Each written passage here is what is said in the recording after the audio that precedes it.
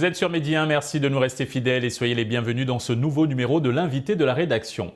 Promouvoir la démocratie participative, le contrôle citoyen de l'action publique et l'élargissement de l'espace civique, c'est l'un des nombreux objectifs visés par la caravane Yóbálú Députés, initiée par le think tank Africa Jom Center en collaboration avec Oxfam. L'initiative appelle également les députés de la 14e législature à écouter et à échanger avec les communautés, notamment les couches les plus vulnérables, en l'occurrence les femmes et les jeunes.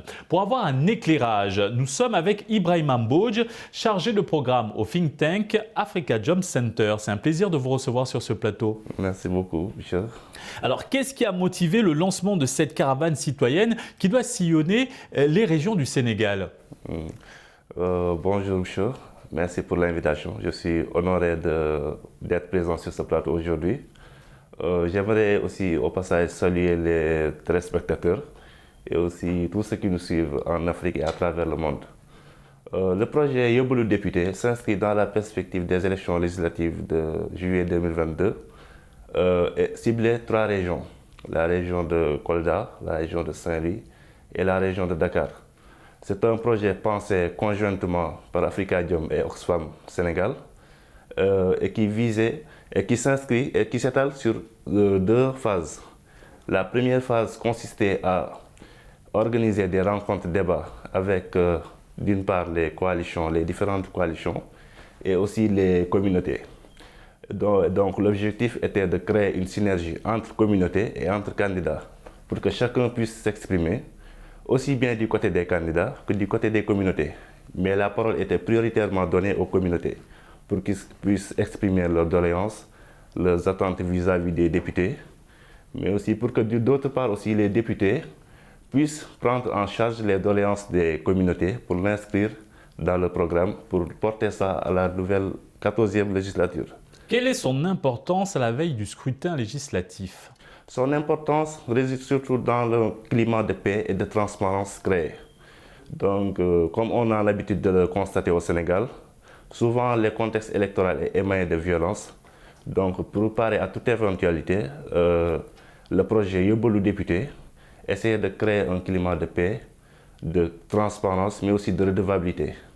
C'est-à-dire créer un climat de confiance entre communautés et députés pour qu'ils puissent avoir transparence dans la gestion, mais puissent échanger périodiquement sur l'avancée des plaidoyers et sur l'attente aussi des communautés vis-à-vis de leurs élus. Quelles sont vos principales attentes à l'endroit des candidats et futurs députés de la prochaine législature? Nos attentes par rapport aux candidats et aux futurs députés, ce qui a été déroulé dans la caravane puisse être respecté, c'est-à-dire les doléances et les attentes des communautés qui ont été exprimées lors des rencontres de débat puissent être prises au pied à la lettre par les futurs élus et puissent avoir des avancements par rapport à ce qui a été dit lors de ces rencontres, notamment ce qui a été évoqué par les communautés pour que les candidats puissent prendre en charge ces différents points de vue. Et qu'en est-il aussi de vos attentes vis-à-vis des populations sénégalaises?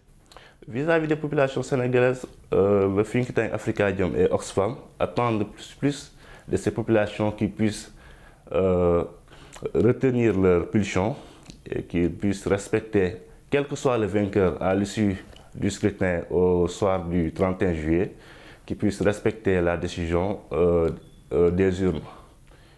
Et quels sont également les grands axes de cette caravane que vous avez initiée? Les grands axes de cette caravane ont été surtout la rencontre des autorités administratives, coutumières et religieuses. Parce que d'une part, ces autorités ont joué une grande partie dans la mobilisation lors des rencontres débats. Mais aussi, il y a les rencontres débats qui ont été des moments forts d'échange et de synergie entre candidats et les communautés, particulièrement les jeunes et les femmes. Parce que rappelons-le, l'objectif de la caravane était de promouvoir le leadership féminin et des jeunes, mais aussi de lutter contre les inégalités et surtout d'instaurer un climat de transparence et de redevabilité pour que ces questions puissent être prises en compte lors de la 14e législature. Mais après aussi, des réunions communautaires sont prévues à l'issue des rencontres et débats dans lesquelles les communautés et les élus, ou bien les futurs élus, les candidats des coalitions en tout cas, puissent échanger entre eux pour mieux redéfinir ce qui a été avancé lors des rencontres débats. Mais pourquoi cette caravane s'adresse spécifiquement aux jeunes et aux femmes? Cette question est très pertinente dans la mesure où les jeunes et les femmes sont souvent les couches les plus vulnérables. Ce sont des couches qui ne sont pas assez prises en compte. Donc, Oxfam et Africa Jom Center ont eu l'idée de créer un projet qui va promouvoir ces couches vulnérables, justement, les jeunes, les femmes. Il y a aussi d'autres minorités qui ne sont pas prises en compte, qui peuvent être intégrées dans ce domaine. Et maintenant, selon vous, qu'est-ce qui explique cette sous-représentativité des jeunes et des femmes aux instances de décision, comme c'est le cas au niveau des assemblées ou autres instances? Je pense que cette sous-représentation s'explique surtout par ce que je viens de dire, c'est-à-dire que ce sont des couches qui ne sont pas assez prises en compte.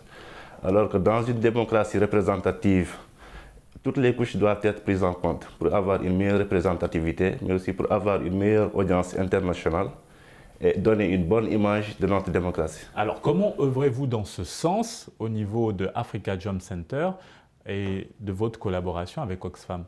Africa Jom Center et Oxfam travaillent depuis quelques années et œuvrent pour des plaidoyers qui vont dans ce sens, c'est-à-dire lutter contre les inégalités et justement permettre à ces couches vulnérables de s'exprimer, de pouvoir s'exprimer aussi à cœurs ouverts par rapport à leurs élus et aussi par rapport au gouvernement aussi. Les élections législatives sénégalaises du 31 juillet ont enregistré une forte implication des jeunes et des femmes, il faut le noter, tant sur les investitures que les combats sur le terrain.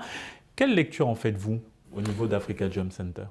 La lecture qu'Africa Jom Center peut en faire, et aussi Oxfam, c'est que cette implication date depuis quelques années. Ce n'est pas seulement lors des élections législatives de 2022, mais en 2012, si on constate bien, il y avait une forte implication de la jeunesse. En 2000 aussi, le doyen Aliou Tine y est pour beaucoup, surtout lors des élections présidentielles de 2012. Il y avait une forte mobilisation de la société civile.